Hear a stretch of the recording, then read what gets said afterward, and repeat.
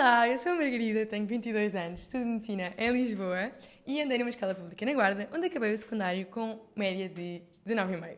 O Francisco quer que eu diga que é 20, mas não é 20, é 19,5. E aqui temos as minhas notas. Portanto, se arredondarmos, ok, pode ser 20, mas não é 20, é 19,5. Como é que eu tive estas notas? Hoje estou aqui para falar sobre isto. Em primeiro lugar, definir objetivos de notas e de vida. Quando eu estava no secundário, eu sabia que queria medicina, mas não tinha a certeza. A única coisa que eu tinha a certeza era, eu não quero chegar ao fim da minha escola e não ter opções. E, portanto, o que eu fiz foi apontar para a nota mais alta possível, 19, 20, depende das disciplinas, e assim, quando eu acabasse o secundário, podia ter todas as opções à minha frente. Pronto, é muito fixe porque não te limita. Depois, organizar o meu tempo. Para fazer isto, eu apaixonei-me completamente por calendários, cada vez mais uso, muito mais agora do que quando estava no secundário. O objetivo é lembrar-me das coisas que eu tenho que fazer e arranjar tempo para as coisas que eu quero fazer. Eu usava dois tipos de calendários, os mensais e os diários. Portanto, para começar, nos mensais era basicamente um calendário para eu ter uma ideia geral de como é que vai funcionar o meu próximo mês, o meu próximo trimestre, o meu próximo semestre.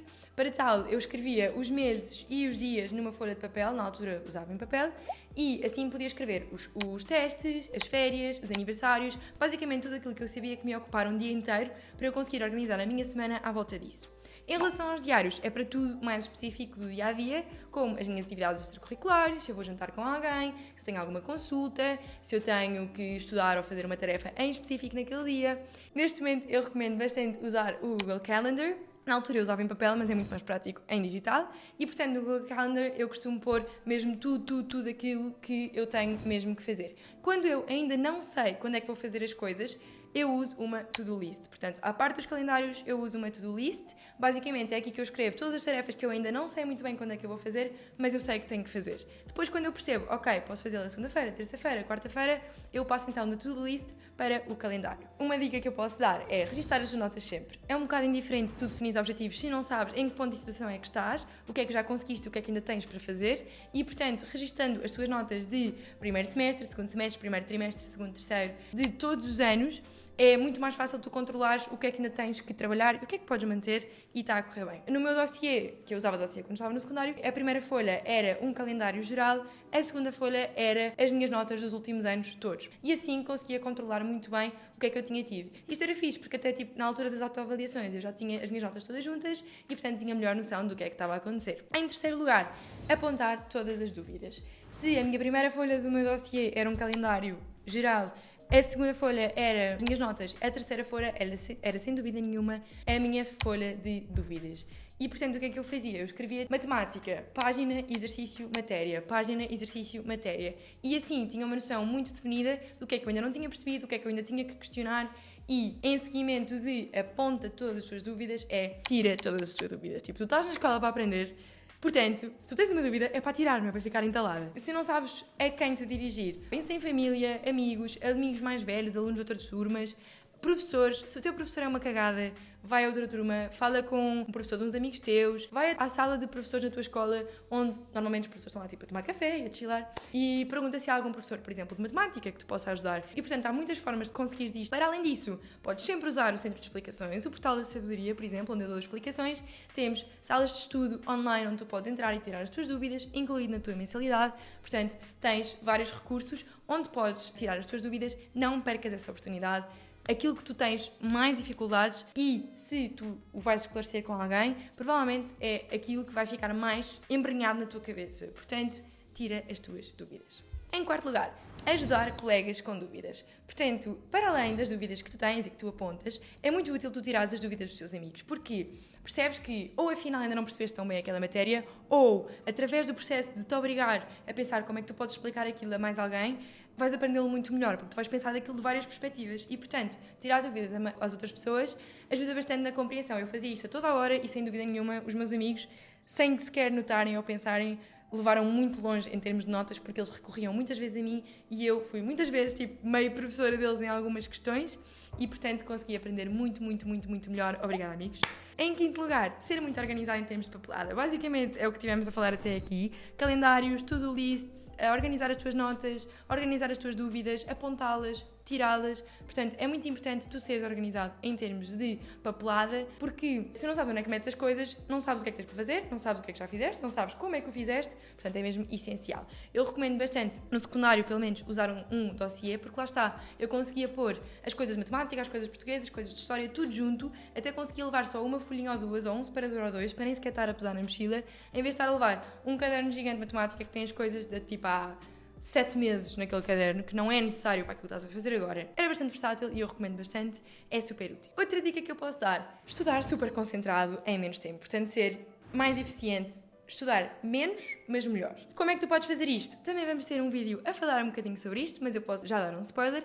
Obviamente que uma dica bastante evidente é estudar sem telemóvel, portanto, por exemplo, eu sentia imensa dificuldade em abstrair no telemóvel, porque se eu tinha, por exemplo, alguma dúvida, eu pegava no telemóvel para mandar ao meu grupo de turma, para mandar a um amigo, para mandar a um professor, não, porque não tenho o número deles, mas para mandar a um explicador, por exemplo. Acabava por estar sempre a ir ao telemóvel para esclarecer as minhas dúvidas ou para procurar alguma coisa online, algum significado, algum exemplo, várias coisas desse género.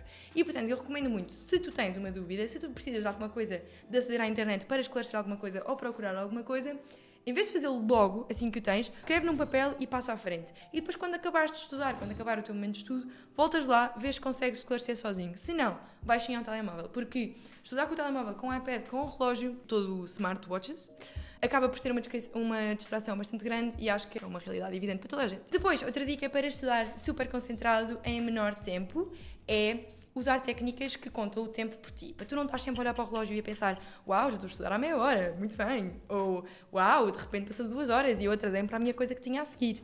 Eu recomendo bastante usar a técnica do Pomodoro. Basicamente, consegues definir os intervalos de estudo que tu queres fazer. Podes começar com intervalos de 10 minutos, 15 minutos, 20 minutos, meia hora e podes fazer muito mais do que isso.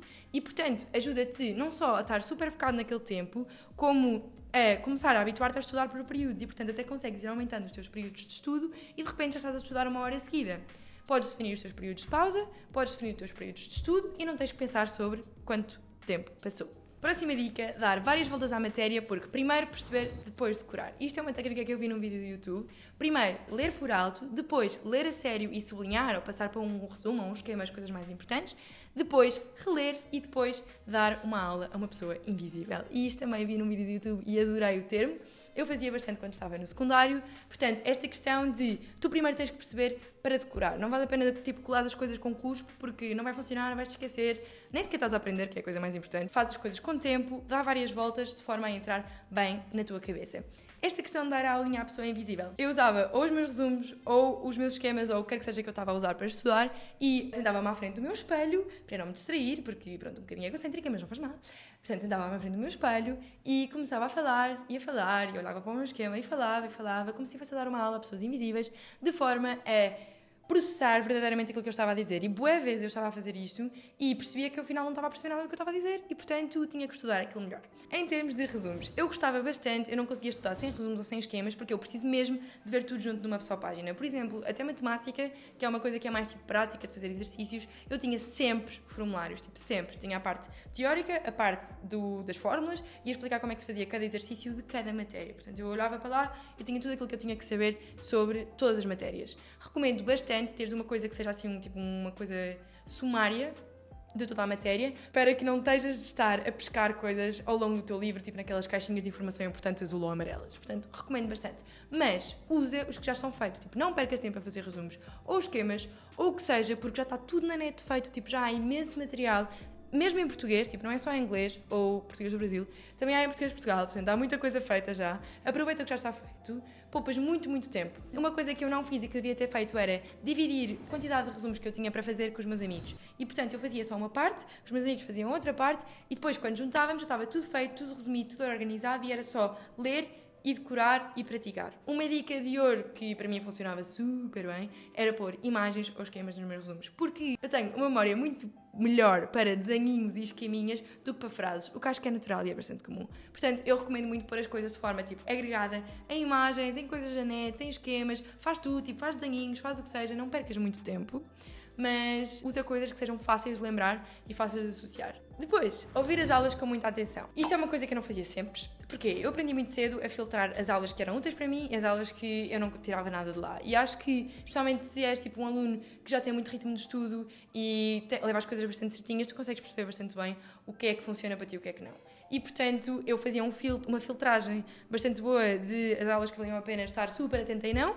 E o que eu fazia era, aproveitava as aulas em que eu não gostava tanto ou do professor ou da matéria ou não estava tipo, a perceber mesmo nada, para fazer resumos dessa disciplina. Portanto, eu acabava por estar a estudar essa disciplina, apesar de não ser a matéria que estava mesmo a dar à minha frente, mas estudava também a disciplina e assim avançava nos meus resumos e tinha muito mais tempo livre quando eu estava em casa. Em vez de passar a aula toda, tipo, a jogar as cartas ou estar no telemóvel ou a pintar as unhas, aproveitava para fazer resumos e resultava bastante bem. Outra dica em termos de estudo específico, fazer testes antigos da tua escola, da tua família, do teu irmão, do teu primo, whatever, mesmo que tires da net, faz testes passados, testes já feitos, com correções, com resoluções para tu conseguires testar-te e perceber o que é que está a correr bem, o que é que está a correr mal, o que é que tu ainda não sabes mesmo fazer e aquilo que já estás bastante confortável. Portanto, não há nada melhor do que te testares para perceber se tu sabes mesmo a matéria ou não. Próximo ponto, e o meu favorito e a coisa que eu acho que faz toda a diferença em termos de sucesso pessoal, tempo de relaxamento. E isto não é tipo ficar em casa, olhar para o ar no sofá ou olhar para a televisão durante 7 horas todos os dias. Não. Para mim, tempo de relaxamento era estar com amigos, estar com família, estar até sozinha, mas estar a ler um livro, até pode ser a ver uma série ou a ver um filme, mas a coisa mais importante de todas, fazer atividades extracurriculares. E eu juro que isto é, sem dúvida, o que fez de mim uma aluna com muito mais sucesso escolar, muito mais feliz e muito mais relaxada. Porque, apesar de eu ter mais coisas para fazer, eu aprendi a organizar-me para conseguir fazê-las. E, portanto, eu tinha, tipo, aulas de piano, aulas de línguas, equitação, sei lá, ginástica acrobática, tipo, desporto escolar. Até na escola, tu consegues encontrar opções que não custam assim tanto dinheiro, podem até ser grátis, tipo desporto escolar, clube de teatro, clube de artes, coisas que aconteçam na tua escola. E eu recomendo mesmo tu experimentá-las, porque para além de te desenvolveres a nível pessoal, tipo de personalidade, tu percebes o que é que gostas, qual é a tua prioridade, naquilo que tu queres gastar tempo, como é que podes organizar o teu tempo para fazer tudo acontecer e acabas por crescer imenso e aprender imenso. Portanto, sem dúvida nenhuma, isto é a coisa que eu mais recomendo. Envolvam-se em coisas, não é só estudar, ir para casa, dormir, estudar, ir para casa, dormir. Passem tempo com pessoas, passem tempo a fazer atividades sozinhos, com outros. Se és uma pessoa que tem dificuldade em organizar-te para ter tempo para relaxar, usa os teus calendários de forma a tornar isso possível. Portanto, agenda mesmo no teu calendário tempo de relaxar, tempo de estar com a minha avó ao sábado, tempo de estar com o meu amigo a tomar café, tempo de fazer desporto 3 vezes por semana. Escreve mesmo no teu calendário e torna isso uma tarefa, porque se tu não fizeres isso uma prioridade, elas não vão acontecer. Usa os teus calendários, faz as coisas acontecerem para ti, tipo, tu mereces, não é só estudar, a vida acontece lá fora, tem que ser um equilíbrio, aprenda a chegar lá, recomendo bastante.